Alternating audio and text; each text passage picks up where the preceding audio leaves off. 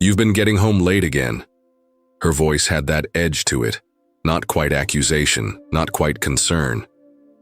"My name is Ronald Winters, 52 years old and owner of Ironwood Forge, a heavy equipment contracting company I built from nothing but calloused hands and 18-hour days in Spokane, Washington.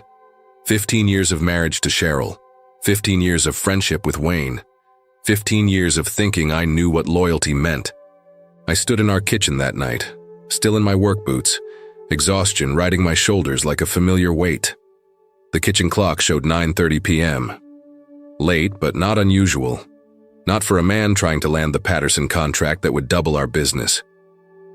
"Big project," I said, washing grease from under my fingernails. "You know how it is." Cheryl nodded, her lips pressed thin. She'd been different lately, distracted. Her phone always face down on tables, always within reach. She used to ask about my day, used to listen to the little victories and setbacks.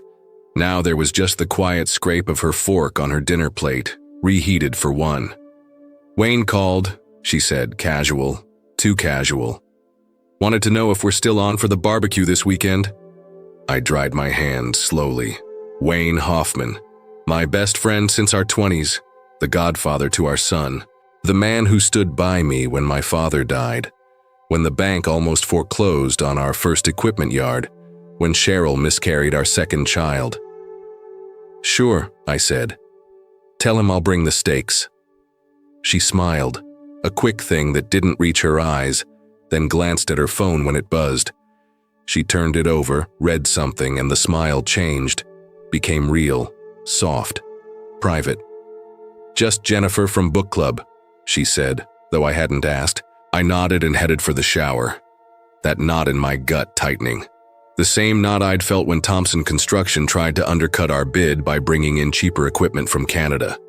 The same knot I'd felt when the bank manager called me son, while explaining why our loan wasn't approved.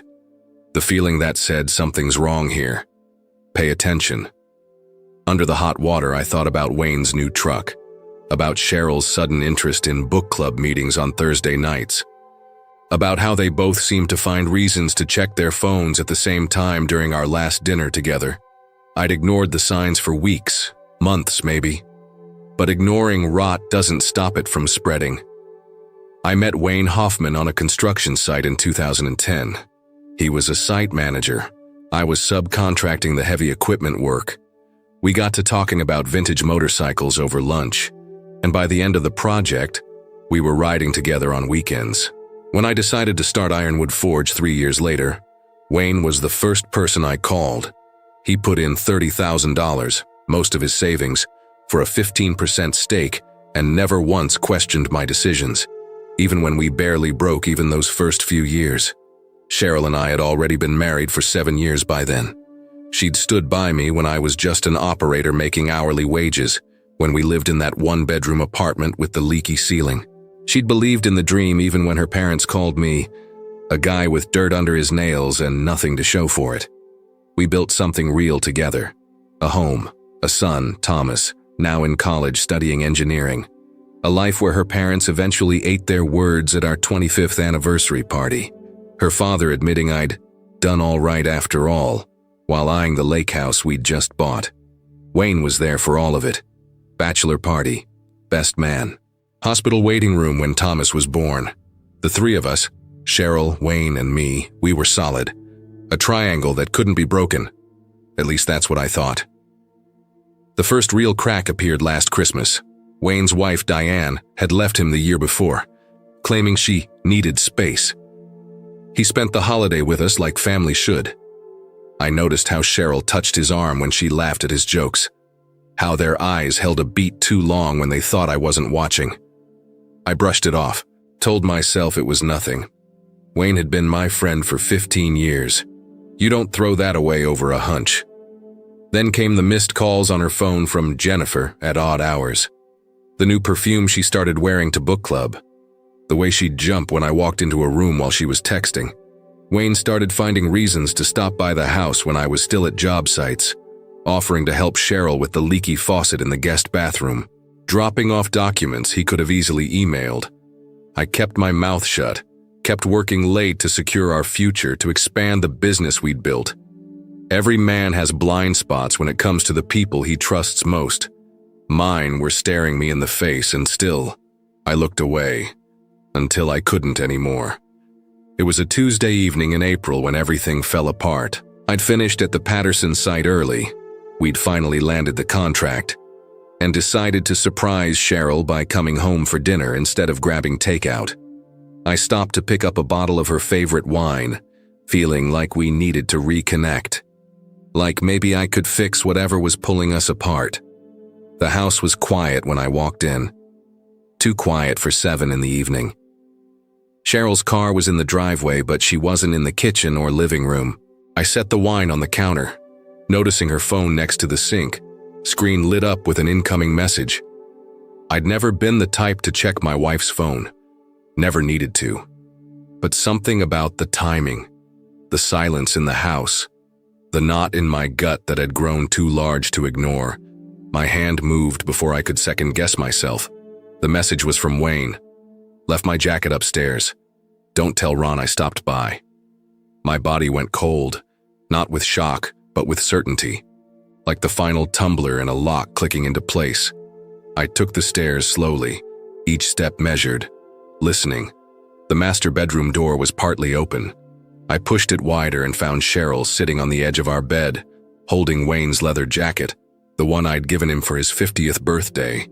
She looked up, saw me standing there, and the color drained from her face. "Ron," she said. Just my name, hanging in the air between us. I held up her phone, screen still lit. He left his jacket. She didn't deny it, didn't try to spin some story about helping him with paperwork or discussing a surprise party for me. She just sat there, shoulders slumped, still clutching his jacket. "You're always working late," she finally said, eyes fixed on the floor. He was there for me. I nodded slowly, feeling strangely calm. "I get it. I just need some time to process this." I turned and walked out down the stairs, grabbing my keys from the hook by the door. I drove to the empty Ironwood office and sat at my desk in the dark, staring at nothing. It wasn't just the betrayal of my wife. It was Wayne. 15 years of friendship. 15 years of trust. The man who'd helped me build everything I had, now trying to take the most important part. I pulled out my desk bottle, the good whiskey we broke open when we landed the Patterson contract just that morning, and poured 2 fingers. Didn't drink it, just stared at the amber liquid catching light from the parking lot outside. By midnight, I hadn't touched the whiskey, but something had hardened inside me. The pain was still there, a physical ache behind my ribs, but it was being walled off by something colder, more focused. I'd spent my life building things, equipment fleets, a company, a marriage. Now I was going to take something apart, piece by careful piece. I pulled out my phone and called my lawyer's private number. I gave Cheryl space for exactly 3 days. Slept in the guest room.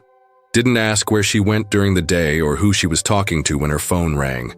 I was cordial, distant, processing, exactly what a stunned husband should be doing. What she didn't see was what happened during business hours.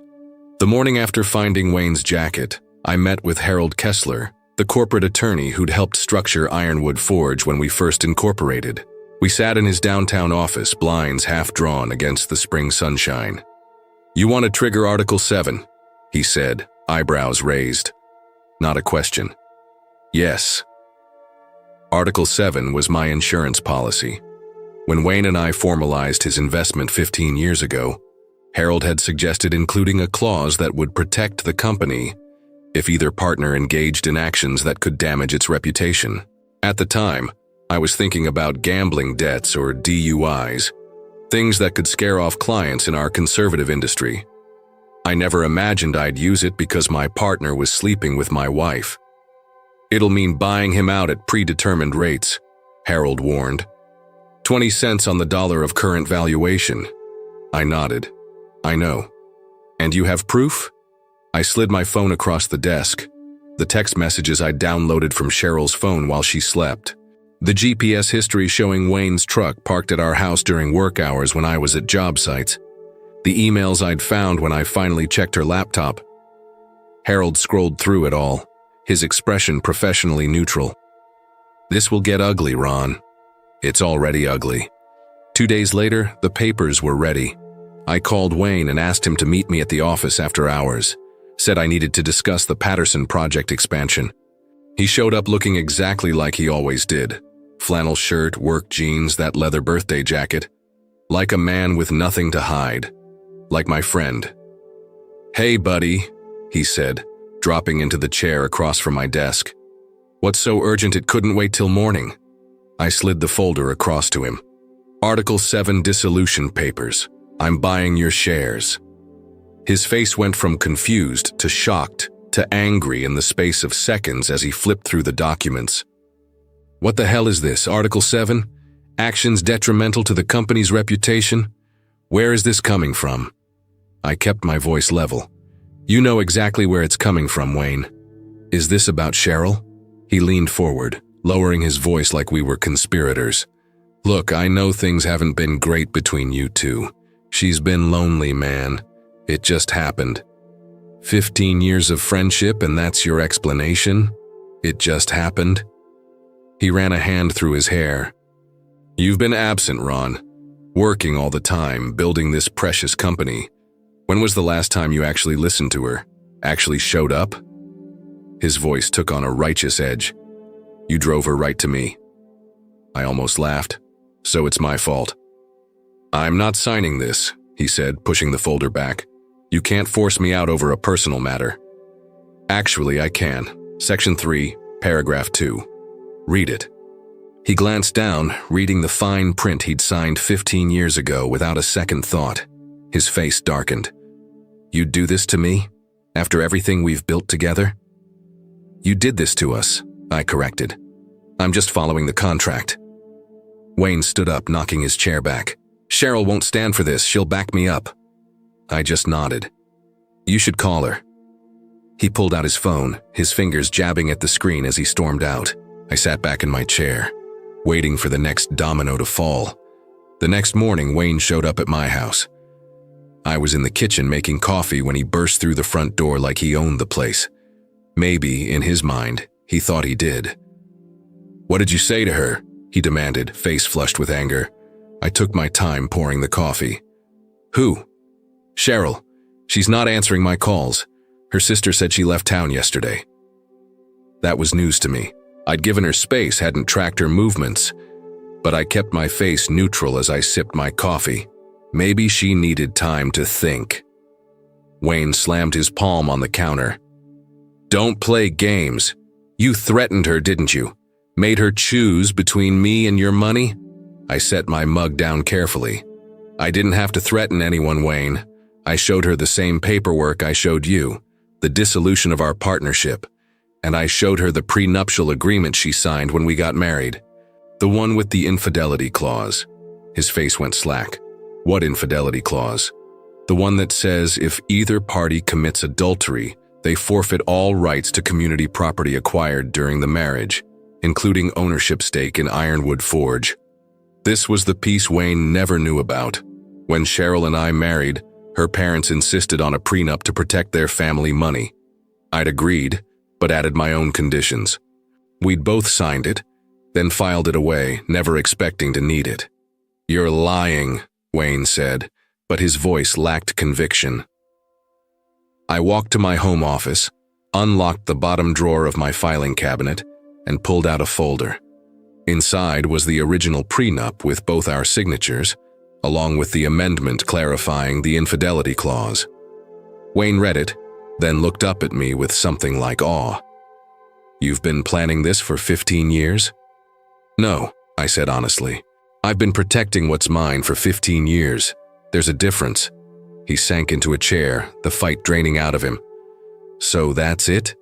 You strip us both of everything?" "Not everything," I corrected. "Just what you took from me." But there was more Wayne didn't know. While he'd been busy destroying our friendship and my marriage, I'd been reviewing all of Ironwood's client contracts. Most had been signed with my personal guarantee, not the company's. The clients were loyal to me, not to our logo. I'd also discovered something that turned my stomach. Going back through the company books, I found small discrepancies. equipment rentals billed to projects that never used them, expense accounts that didn't match receipts, vendor payments that seemed inflated, all managed by Wayne. "There's one more thing," I said, pulling out another folder. "The audit of your expense accounts for the past 3 years." Wayne's eyes widened. "Ron, that's not what? Not embezzlement? Because the accountant says it looks exactly like embezzlement. $173,000 worth." The blood drained from his face. "It was temporary. I was going to put it back." "With what money? Your divorce cleaned you out 2 years ago." "I needed it for Diane's settlement," he admitted. "Then for the down payment on the new house. Then to impress—" He trailed off. "To impress my wife," I finished for him. He stared at the floor. "What are you going to do?" I closed the folder. "That depends on whether you sign the dissolution papers. Sign, and this audit never sees the light of day. Fight me, and I'll take this to the district attorney." Wayne looked at me for a long moment. "You've thought of everything, haven't you?" "No," I said quietly. "I never thought I'd have to think of this." Segment 3, 600 words. Plan in motion. I gave Wayne 24 hours to sign the papers. He did it in 12. By the end of the week, his 15% stake in Ironwood Forge belonged to me at 20 cents on the dollar, a fraction of what it was worth after we'd landed the Patterson contract. What he didn't know was that I'd already been in touch with Patterson Construction. I'd personally guaranteed our performance on their project, assuring them that the internal restructuring at Ironwood wouldn't affect their timeline or quality.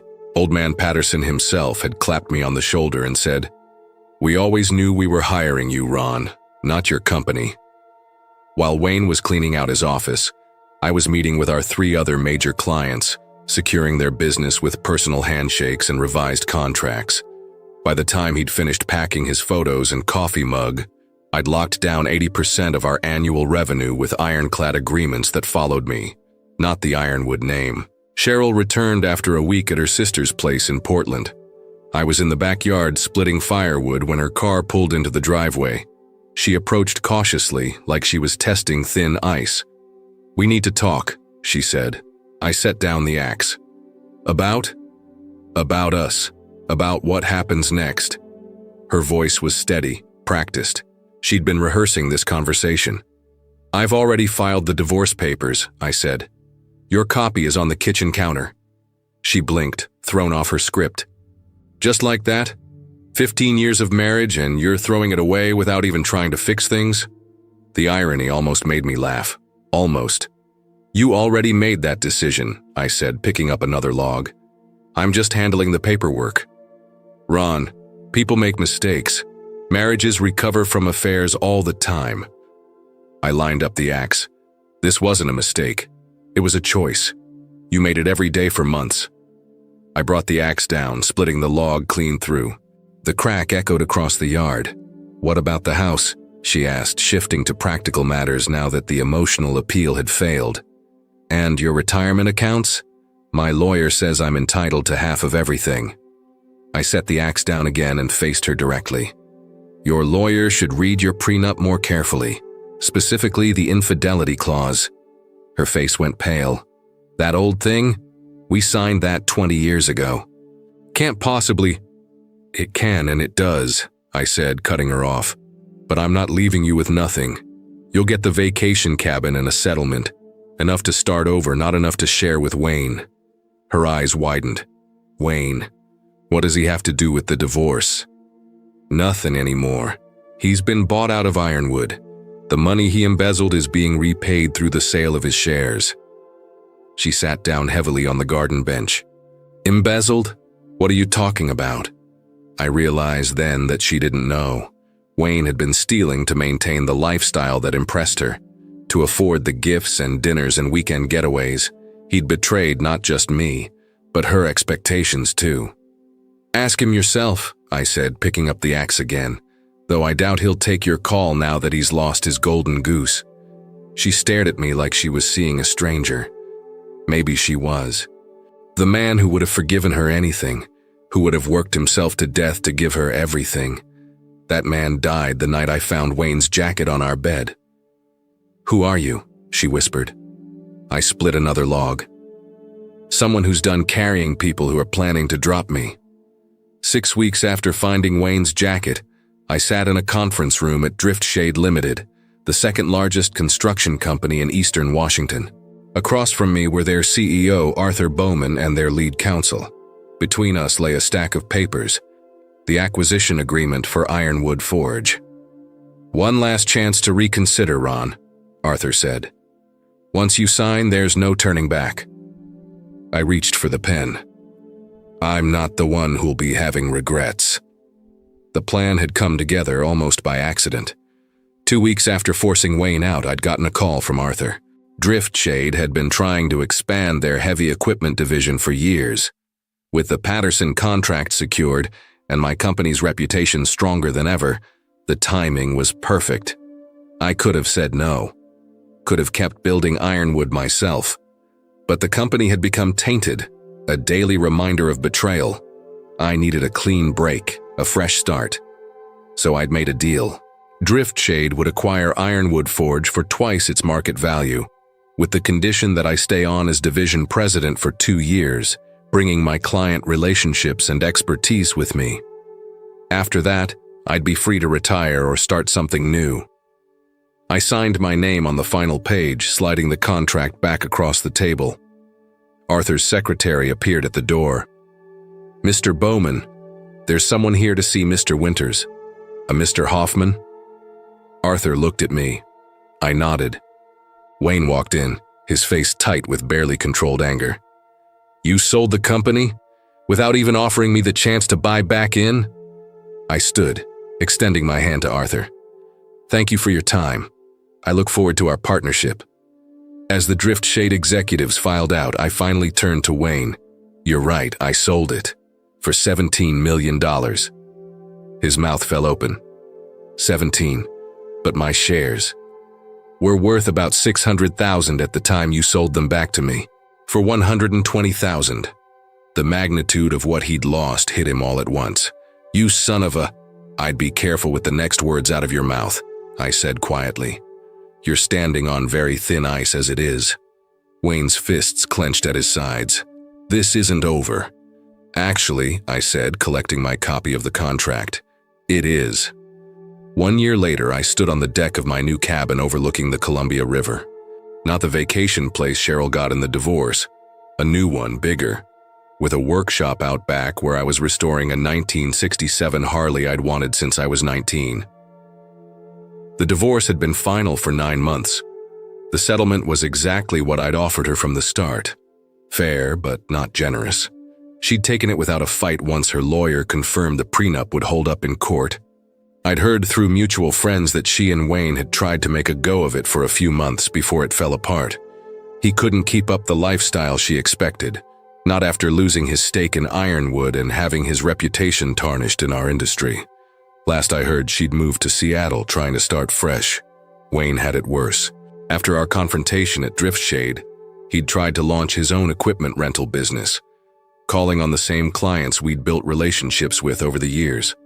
But word had gotten around about his exit from Ironwood, about the accounting irregularities during his tenure. No one would touch him. He'd ended up taking a salaried position with a small outfit in Idaho, a major step down for a man who once owned part of the biggest equipment contractor in eastern Washington. I took a sip of my coffee, watching an osprey circle over the river. My phone buzzed in my pocket, a text from Thomas, my son. He was coming home for the weekend, wanted to know if I was free for dinner. I texted back, "Always free for you." At 53, I wasn't where I thought I'd be at this stage of my life. My marriage was over. My best friend was a stranger. The company I'd built was in someone else's hands, even if I still ran it day to day.